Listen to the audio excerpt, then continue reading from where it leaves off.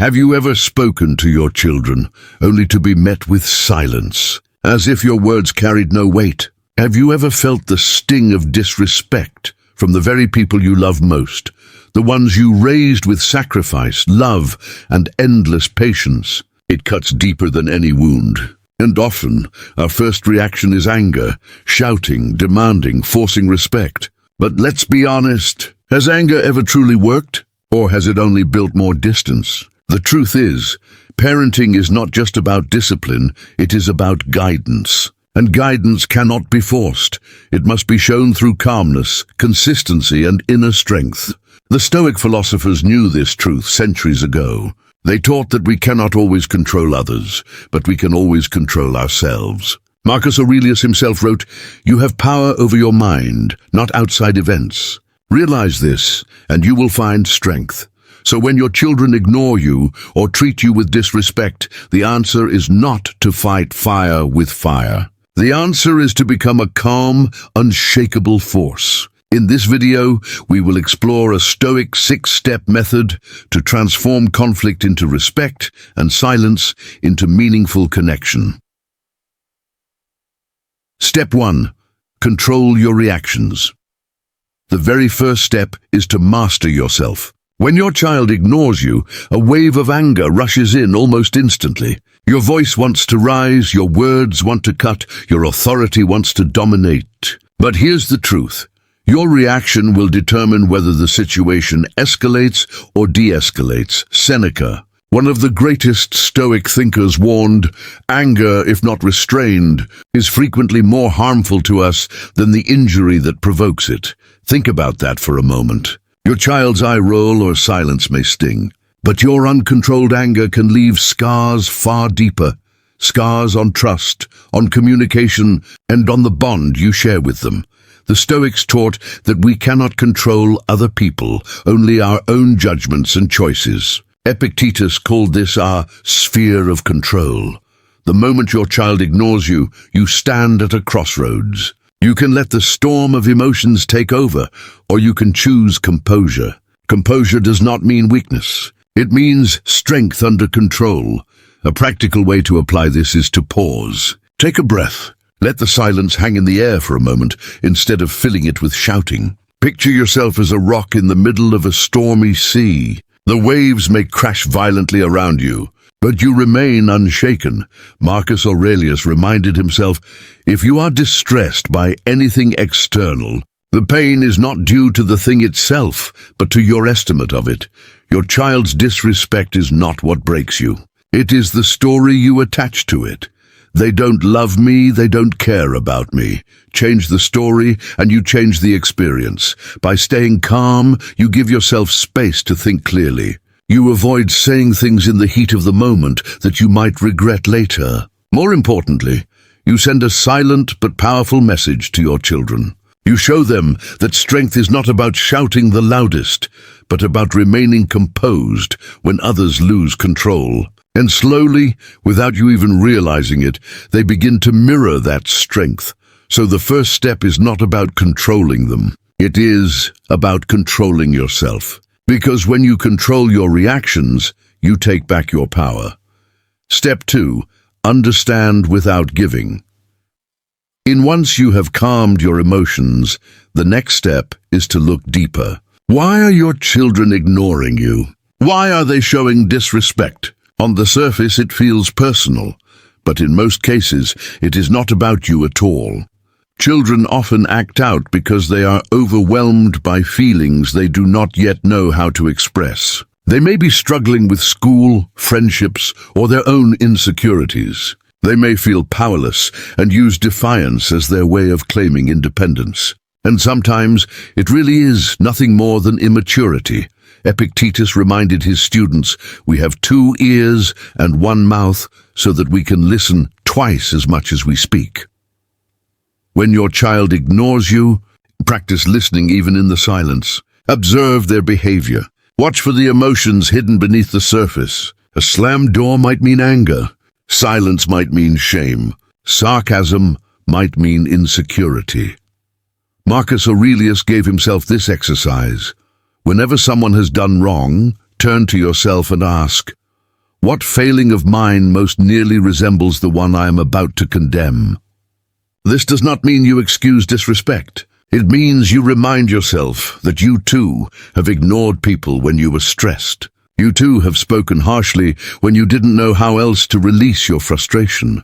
The moment you recognize this shared humanity, empathy enters the room. And empathy is not weakness. It is the bridge that opens communication. You can say, "I see you're upset," without agreeing to disrespect. You can say, "I understand you need space," while still holding the line that slamming doors or ignoring conversations is not acceptable. Seneca once said, "When we are no longer able to change a situation, we are challenged to change ourselves." You cannot always force your children to act respectfully in the moment, but you can change the way you approach the situation. Instead of pouring fuel on the fire, you approach with calm curiosity. Instead of reacting with judgment, you respond with understanding.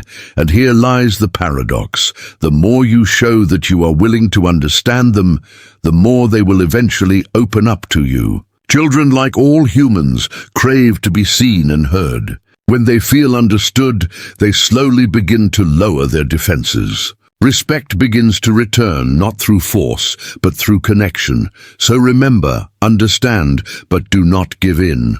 See through their behavior to the emotions underneath. Acknowledge the struggle they may not have the words to express, but do not excuse the disrespect. This balance, firm yet empathetic, is what turns conflict into an opportunity for growth. Step 3. Set clear boundaries. Calmness and understanding are powerful, but without boundaries, they lose their direction. Imagine a river with no banks. The water spreads everywhere and eventually becomes a swamp. In the same way, children need the banks of structure to guide their behavior. Boundaries are not prisons, they are protections. Many parents confuse authority with harshness. They think setting boundaries means using threats, shouting, or punishments. But true authority is calm, firm, and consistent. A child can sense when your words are unstable, when you say one thing today and another tomorrow. Consistency builds trust, and trust builds respect. Marcus Aurelius reminded himself, "Waste no more time arguing about what a good man should be. Be one." Boundaries are the same. Waste no time endlessly debating rules. Establish them clearly and live by them consistently. For example, if your child ignores you when you call for dinner, calmly explain that meal times are moments for the family. And if they refuse to join, they lose a privilege. You do not need to shout. You do not need to threaten.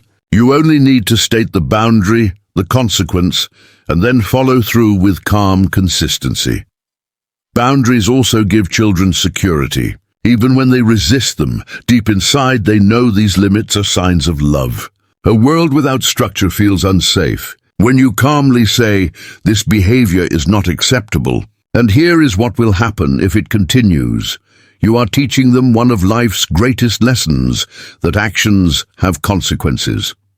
Seneca once wrote, "It is not that we have a short time to live, but that we waste a lot of it." When you avoid setting boundaries out of fear of conflict, you waste time in repeated arguments, endless frustration, and cycles of disrespect. But when you stand firm, you save time, energy, and slowly earn their respect. Boundaries are not about controlling every action of your children. They are about giving them a framework where they can grow responsibly. You do not build the cage, you build the path. And in that path, they learn discipline, accountability, and respect. Step 4. Be the example you want to see. Now comes one of the most overlooked steps. Children learn less from what you say and more from what you show. You can give them lectures every day about respect, but if they see you losing control, shouting in anger, or disrespecting others, your words will lose all weight. The Stoics believed in teaching by example. Epictetus told his students, "Don't explain your philosophy. Embody it.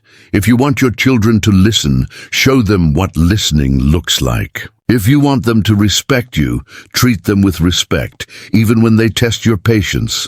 This does not mean being perfect. Nobody is perfect, and children do not need perfect parents. What they need is consistent parents. If you make a mistake, admit it. If you lose your temper, apologize sincerely. By doing this, you model humility and responsibility, qualities far more powerful than authority alone. Marcus Aurelius, the Emperor of Rome, wrote for himself, not for others. In his private reflections, waste no more time arguing about what a good man should be. Be one. Your children do not need long arguments about respect. They need to see what respect looks like in action. Imagine this scenario. You want your child to put down their phone during dinner, but every time you sit with them, you are checking your own messages. What lesson are you really teaching? Children see the gap between words and actions instantly. When your actions and your expectations align, respect grows naturally. Being an example also means showing them how to manage conflict. If you stay calm during their outburst, they learn calmness. If you handle disagreements with patience, they learn patience. If you treat even their disrespect with dignity, they learn what dignity looks like.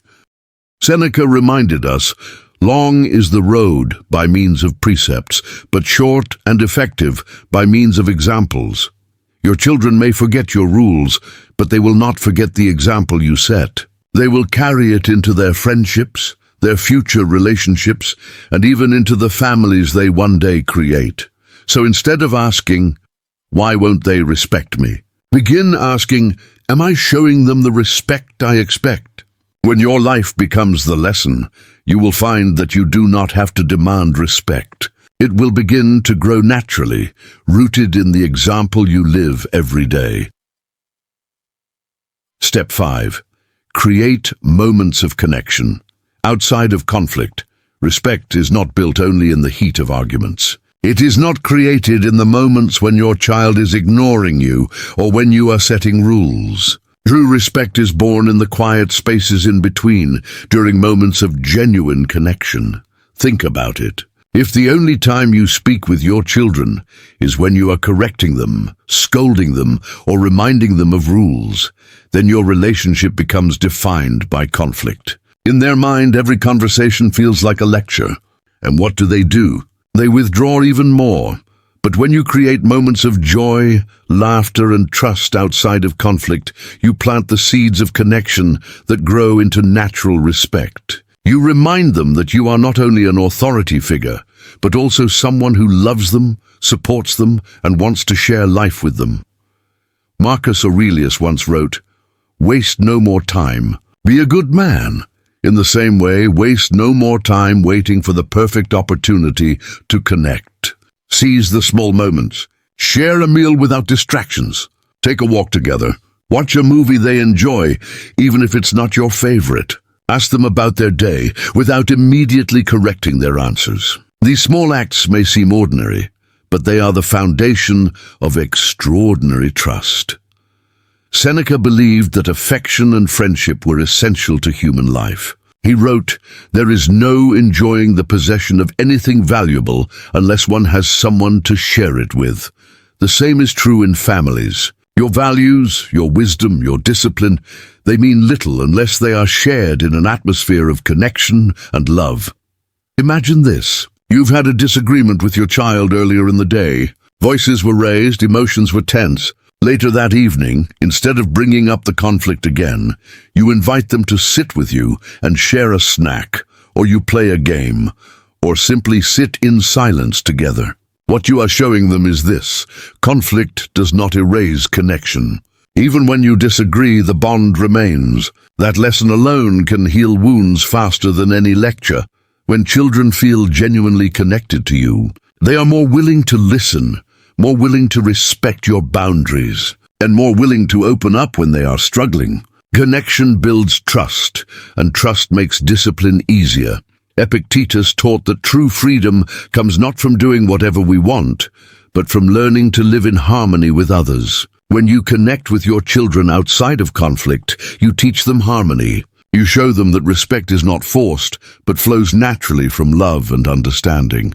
So make time for connection. Do not let your home become a battlefield where the only words spoken are orders and corrections. Instead, fill it with shared moments, small rituals and acts of kindness. These are the memories your children will carry with them, long after the arguments have been forgotten. Step 6. Give them space to reflect. One of the hardest lessons for any parent is learning when to step back. We want to fix things immediately. We want our children to apologize right away, to admit their mistake on the spot, to show respect as soon as we demand it. But real growth does not work that way. Respect, awareness, and maturity take time. When you address your child's disrespect calmly, when you set your boundaries clearly, and when you show them empathy and connection, the next step is to give them space. Let them process. Let them reflect. Do not push for an instant change. Marcus Aurelius wrote, "Time is a river, a violent current of events, glimpsed once and already carried past. Just as you cannot rush the flow of a river, you cannot rush the inner growth of a child. They need their own time to come to realizations, to absorb lessons, and to see the consequences of their actions." Think of a seed. When you plant it, you do not dig it up every day to check if it has grown. You water it, give it sunlight, and trust the process. Parenting works the same way. After you have guided your child, after you have shown calmness and set boundaries, you must step back and allow the seed of your teaching to grow in its own time. Seneca once said, "It is not that we have a short time to live, but that we waste a lot of it." Parents often waste their energy by forcing immediate change, by repeating the same lecture over and over, by demanding respect instantly. But what if, instead of forcing, you trusted that the lessons you planted would eventually take root? Giving space also prevents resistance. When you push too hard for an apology, children often rebel even more, not because they disagree with you, but because they feel cornered. But when you calmly set the lesson and then step back, you give them the freedom to choose respect on their own. And when they do, it becomes much more powerful because it was their choice, not your command. Epictetus reminded his students that wisdom is not something you can force into another person. It must be discovered within. The same is true for your children. You cannot force them to see the value of respect, but you can create the conditions in which they will eventually see it for themselves. So the next time your child disrespects you and you've responded with calmness, set your boundary and shown empathy, resist the urge to demand immediate change. Give them time, give them space, trust the process. And when they come back to you, when they begin to reflect, the lesson will be far more lasting than anything you could have forced in the heat of the moment. We have now walked through 6 powerful Stoic steps for dealing with the pain of being ignored or disrespected by your children. You have learned to control your reactions, to understand without giving in, to set clear boundaries, to be the example you want to see, to create moments of connection outside of conflict, and finally, to give your children the space they need to reflect and grow. None of these steps are quick fixes. Parenting was never meant to be easy, and respect is not something that can be demanded overnight. But with patience, consistency, and calm strength, you can transform your home into a place where respect is not forced, but freely given. Marcus Aurelius reminded himself daily, "If it is not right, do not do it. If it is not true, do not say it." Apply this same wisdom in your home. Be the calm presence, be the example of respect, and let your actions speak louder than your frustrations. Over time, your children will see, feel, and reflect the strength you showed in their most difficult moments. Seneca also wrote, "It is not the man who has too little, but the man who craves more that is poor." As a parent, do not crave instant obedience or perfect behavior. Instead, focus on steady progress, on building trust, on modeling dignity. That is the wealth that lasts. And remember the words of Epictetus. First say to yourself what you would be, and then do what you have to do. Decide today what kind of parent you want to be. Do you want to be the parent who shouts and loses control? Or the parent who remains calm, firm, and wise? A parent whose strength guides their children even when words fail? Respect is not taught in a single lecture. is lived daily in your reactions, in your discipline, and in your love. Every ignored word, every difficult moment is not just a challenge, but an opportunity to grow stronger, calmer, and wiser. So the next time your children ignore you, remember this: stay calm, breathe, and practice these 6 Stoic steps. Over time, you will not only teach your children respect, but you will also discover a deeper strength within yourself.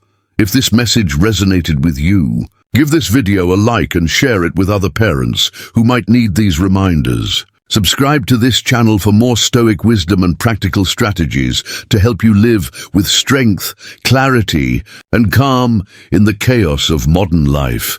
And now I leave you with one final thought from Marcus Aurelius. The best revenge is not to be like your enemy.